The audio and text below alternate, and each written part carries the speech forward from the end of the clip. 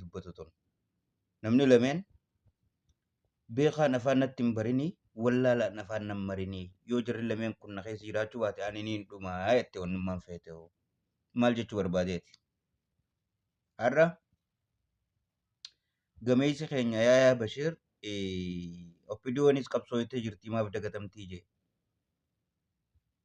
Dhugatti qeerroon Oromoo qabsoo arraan tanaa jijjiirama arraan tanaa kana kafite oppidiyoonis qabsooftee waan jiru namni gizee waan dubbatu wallaale akkuma fedhe dhawatan loonu. Qabsoon qeerroodhaa hidhamus, tumamus, ajjeefamus wanni qeerroorraa hafe takka hin jiru itti murruqaa maqameeti qeerroon arraan tana jijjiirama kana fide. Abbaa haqa qabuuf haqa qabdaa yoo jedhan irra bareedaadha natti fakkaata. Isin ni gala.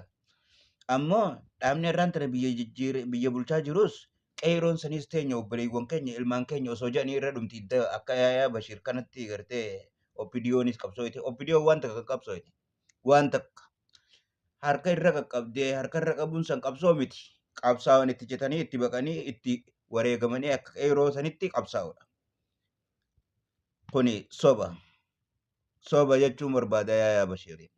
Idda akkas jettu jarri amma jirus qeerroodha Oromoodha qeerroon qabsooyte sanis ta'a Oromooti osoo jette irra karaa gabaabaa natti fakkaata jechaadha.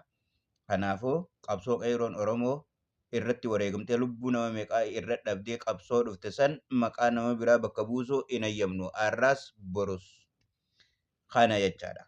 Saniifuu sirna arra jiruttis nuti qabsaa'uuf osoo hin ta'in nuuf sirraanii keenya jedhanii nu beekanii yoo nu bulchan baay'ee bareedaadha.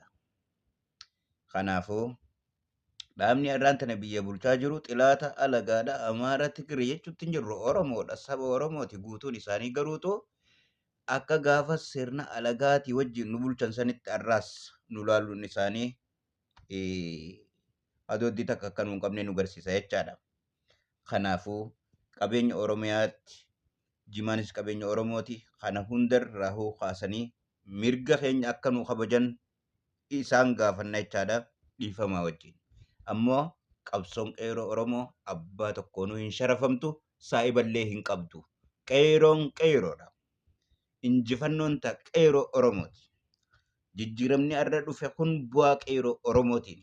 Kuni saa'iballee hin qabu fakkeessuullee hin danda'amu jechaadha. Qeerroo Oromootiitu abuluu wajjin qabsaa'e wanni jedhamu tokkollee nu hin jiru. Qeerroon qeerroodha. Injifannoon kun kan argameenis qeerroodha.